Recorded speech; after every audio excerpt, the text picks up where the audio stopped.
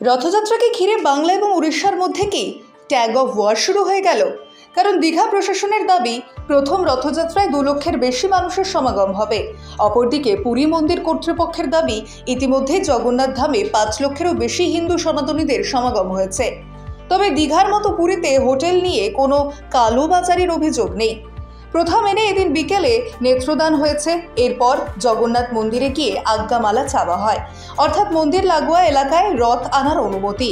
দেবতার ঘর থেকে আজ্ঞামালা মিলতেই মন্দিরের বিভিন্ন গেটে জগন্নাথ, বলরাম এবং সুভদ্রার রথ নিয়ে আসা হয়। আনার পথেই এদিনের মতো বিকেলে বন্ধ করে দেওয়া হয় মন্দির। শুক্রবার সকালে শুরু হবে রথযাত্রা উপলক্ষে বিশেষ পুজো এবং ইতিমধ্যেই সেই পুজো শুরুও হয়ে গেছে। আজ সেবায়তদের পুজো শেষ হওয়ার পর দুপুরে আসবে উড়িষ্যার মুখ্যমন্ত্রী এবং বর্তমান রাজা। সোনার ঝাড়ু দিয়ে রাজা রাস্তা ঝাড় দেওয়ার পর শুরু হবে 3 ভগবানের মাসির বাড়ি উদ্দেশ্যে যাত্রা। পুরীতে রথযাত্রাকে ঘিরে ভারী উন্মাদনা তৈরি হয়েছে বলে দাবি করা হয়েছে। এজন্য বিশেষ নিরাপত্তা ব্যবস্থা করা হয়েছে। অন্যদিকে দীঘাতে পুণ্যার্থীরা রথের দড়ি টানতে পারবেন না, স্পর্শ করতে পারবেন, কিন্তু পুরীতে রথের দড়ি ধরে টানা যাবে। পুরীর রথযাত্রার বেশ কয়েকবার পদপিষ্টের খবর রয়েছে, তাই প্রশাসন এবার প্রথম থেকেই অত্যন্ত সতর্ক।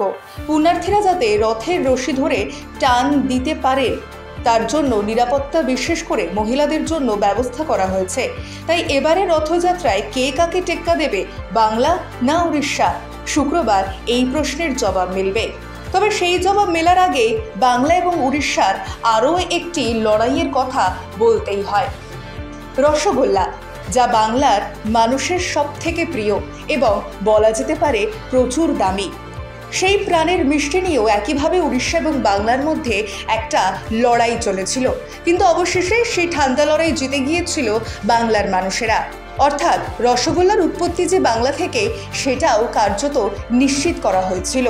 এবং এই বাংলা আর উড়িষ্যায় একদিকে রসগোল্লা নিয়ে এই ঠান্ডা লড়াইয়ের পর এবার জগন্নাথ মন্দির রীতিমতো খবরের শিরোনামে, যেখানে জানা যাচ্ছে পুরীর মন্দির বহু বছরের পুরনো এবং পুরীতে বিভিন্ন যাগযজ্ঞ মেনেই হয় পুজোর নানা করণীয় কাজ।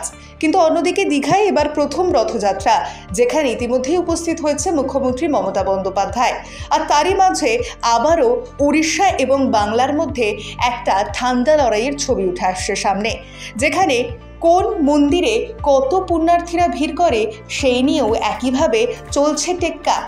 তবে সেখানে রাজনৈতিক মহলেও একইভাবে এই ধর্মের লড়াই চলে যাচ্ছে, যেখানে শুভেন্দু অধিকারী একদিকে বলে যাচ্ছেন এই পুরীর মন্দিরের কথা, অন্যদিকে বাংলার দীঘার জগন্নাথ ধামে উপস্থিত হয়েছে মুখ্যমন্ত্রী মমতা বন্দ্যোপাধ্যায়। তবে এই ঠান্ডা লড়াইয়ের জবাব মিলবে আজ, অর্থাৎ রথযাত্রার শেষে।